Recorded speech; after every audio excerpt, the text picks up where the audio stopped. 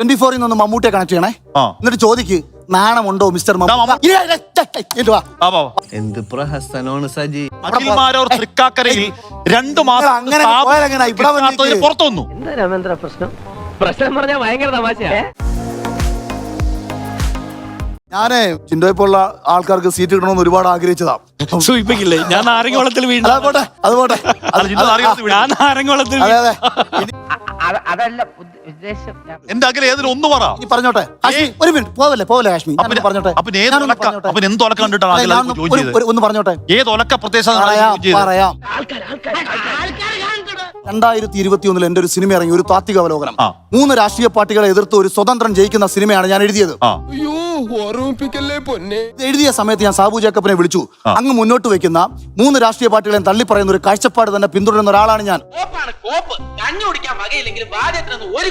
പക്ഷെ ഇവർക്ക് കിഴക്കമ്പലത്തിന് അപ്പുറത്തേക്ക് രാഷ്ട്രീയമില്ല.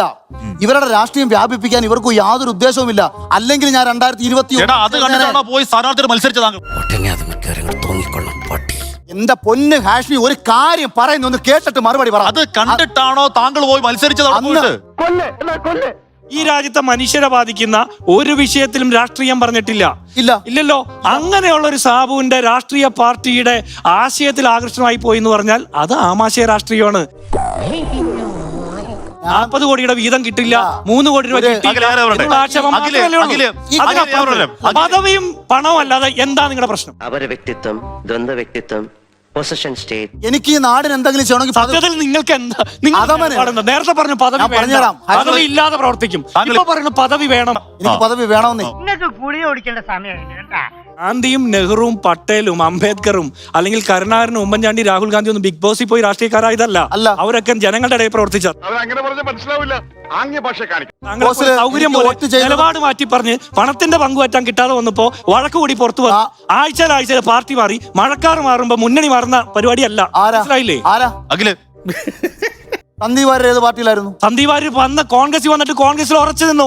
നിലപാടുണ്ട്, നിലപാടിൽ ഉറച്ചു. ഞാൻ ഏത് പാർട്ടിയിലായിരുന്നു? താങ്കൾ ഏത് പാർട്ടിയിലാണ്? താങ്കൾക്കറിയോ? താങ്കൾ ഇപ്പൊ ഏത് പാർട്ടിയിലാണ്?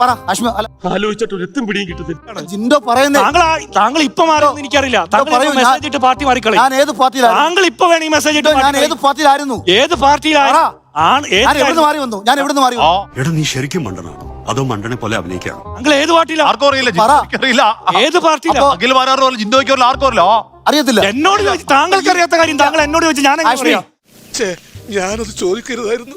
താങ്കളുടെ പാർട്ടി, താങ്കളുടെ ഐഡിയോളജി താങ്കൾക്ക് അറിയാതെ എന്നോട് ചോദിക്കുന്നു. ഒരു മിനിറ്റ്. അരവിന്ദ് കെജ്രിവാളിന്റെ ആശയം എന്താ? അരവിന്ദ് കെജ്രിവാളിന്റെ അഖിൽമാരുടെ ആശയം പറയുന്നു. നന്നായിട്ട് അറിയായിരുന്നു ഈ ചൂടിയുടെ തൊണ്ടേക്കറി കുരുങ്ങി. അത് CJP കുറെ പിള്ളേർ അവിടെ ആണവും മാനവും ഇല്ലാതെ വലിഞ്ഞു കയറി പോയേക്കാ ഇവന്മാരെല്ലാരും കൂടെ. ഈ നാണമില്ലാത്ത ഈ രാഹുൽ ഗാന്ധി പട്ടായെ പോയി ആഘോഷിച്ചോണ്ട് ഇടയ്ക്കൂടെ ഇവിടെ പിള്ളേർ സമരം ചെയ്യുന്ന പറഞ്ഞ് വന്നു. തല്ലു വാങ്ങിയിട്ടേ പോകുന്ന തോന്നുന്നു. രാഹുൽ പട്ടായെ പോയി അഖിൽമാരുടെ ശമ്പളം വെച്ചിട്ടോ രാഹുൽ ഗാന്ധി പട്ടായയിൽ പോലും കഴിവ് അവിടെ പട്ടായ കിടന്ന് ആഘോഷിക്കുന്ന രാഹുൽ ഗാന്ധി കിട്ടിയ ഇല്ല ചോദിച്ചു വാങ്ങിച്ചു. താങ്കളുടെ ഐഡിയോളജി എന്താ? ആരോട് ചോദ്യം ചോദിക്കുമ്പോ രാഹുൽ ഗാന്ധി, നെഹ്റു, അംബേദ്കർ, അരവിന്ദ് കെജ്രിവാൾ നാണമില്ലേ? ഏത് പാർട്ടിയാ? എത്ര പാർട്ടി മാറി? ഈ പാർട്ടിയിലാണെ ആളും പേരും ഇല്ല. ആ സമയത്ത് ഈ ആളും പേരും കൊട്ടാരക്കരയിലെ സ്ഥാനാർത്ഥിയാകാൻ മനക്കോട്ട കെട്ടി വന്ന ആരാണ് പറയുന്നത്? പാർട്ടിയിൽ ആളും പേരും ആണോ ഇല്ല പറയാനായിട്ട്? തൊലിക്ക് നല്ല കട്ടിയാണല്ലേ. ആളില്ലാത്ത കോൺഗ്രസിൽ നിന്ന് ജില്ലാ കമ്മിറ്റി ഇല്ലാത്ത കൊല്ലത്തെ 2020 ജില്ലാ പ്രസിഡന്റ് ആവാൻ പോയി. അതാണ് നല്ലത്. ആളില്ലാത്ത പാർട്ടിയായിരുന്നു കെജ്രിവാളിന്റെ. പോയി കോൺഗ്രസ് ആളില്ലാ പാർട്ടിയായി കൊട്ടാരക്കര സീറ്റ് മോഹിക്കുക. ആളില്ലാ പാർട്ടി 2020 ആ സ്ഥാനാർത്ഥിയാവാൻ കെഞ്ചുക. ഈ 1900 എന്തൊരു മറ്റടുത്ത വർത്തമാനം. ഒരാള് ചോദ്യങ്ങൾ ചോദിച്ചിട്ട് മറുപടി പറയണ്ടേ? പറയൂ. എണീറ്റ് വരണ്ടേയിരുന്നു. 77 BJPക്ക് എത്ര സീറ്റ് ഉണ്ടായിരുന്നു? എത്ര ഉണ്ടായിരുന്നു? പറ. എത്ര ഉണ്ടായിരുന്നു? അന്നേരം കളിയാക്കിയോ? ആര് കളിയാക്കി? എത്ര ഉണ്ട്? എന്തും അവിടെ ബാബരി ബസ് പൊളിച്ചു. 15 വർഷം ഡൽഹി കണ്ടിന്യൂസ് ഭരിച്ചു. ബാബരി ബസ് പൊളിച്ചു. രണ്ടിലൊന്നും അറിഞ്ഞിട്ട് കാര്യം. ബാബരി ബസ് പൊളിച്ചാണ് 2-ൽ കൂടെ അങ്ങെത്തിയത്. എന്നിട്ട് 91 രാജീവ് ഗാന്ധിക്ക് എത്ര സീറ്റ് കിട്ടി? എത്ര സീറ്റ് കിട്ടി? 234. യാത്ര എന്തിനായിരുന്നു? രഥയാത്ര എന്തിനാ? പറയൂ. അതിന് ശേഷം എത്ര സീറ്റ് കയറി?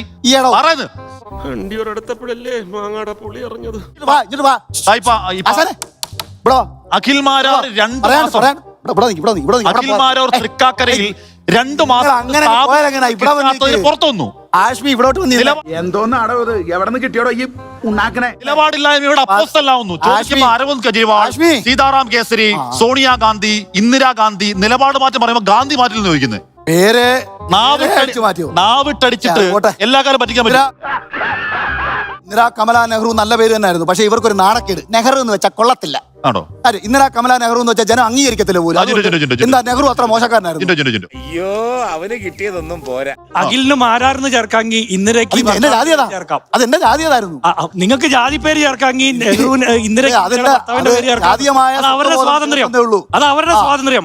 ഭർത്താവിന്റെ പേര് ചേർക്കണം, അച്ഛന്റെ പേര് ചേർക്കണം എന്ന് അവരുടെ 15 ഇഷ്ടമാണ്. വർഷം അല്ല, അഖിൽ കോട്ടാത്തല അഖിൽ മാരാർ എങ്ങനെയാ? ഞാൻ തെരഞ്ഞെടുപ്പ് സൗകര്യം പോലെ അഖിൽ കോട്ടാത്തല, അതായത് ഞാൻ അതായിരുന്നു എന്റെ സ്ഥാനം. പൊതുപ്രവർത്തന രംഗത്ത് എന്റെ പേര് അഖിൽ കോട്ടാത്തല എന്നായിരുന്നു. പെട്ടെന്ന് മാരാർ സിനിമ എടുക്കാൻ വരുന്ന സമയത്ത് അപ്പൊ മാരാർ കോട്ടാത്തല എന്ന പേര് ഇംഗ്ലീഷിൽ എഴുതുമ്പോ കൊട്ടത്തല എന്ന് KOTTATHA എന്നുള്ളതിനെ ചിലർ കൂട്ടാത്തല എന്നും കൊട്ടത്തല എന്നും മലയാളത്തിലേക്ക് പരിഭാഷപ്പെടുത്തി തുടങ്ങി. അപ്പൊ അങ്ങനെ അപ്പൊ ജോജുവും എന്റെ നിർമ്മാതാവും ഒക്കെ പറഞ്ഞു, എടാ കുറച്ച് ഞാൻ ചെറിയ പയ്യനും കൂടിയാണല്ലോ, നീ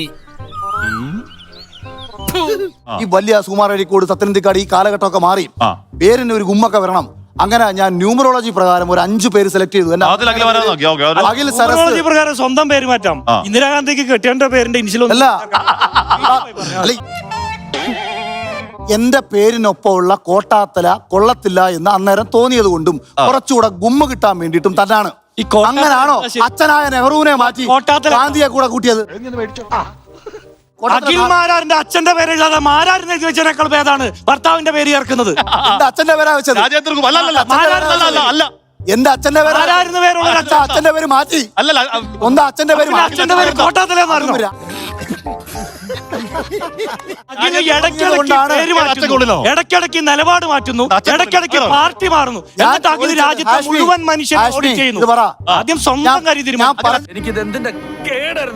അഖിൽ രാജനായിരുന്ന അഖിൽ കോട്ടാത്തലയായി, അഖിൽ മാരാറായി.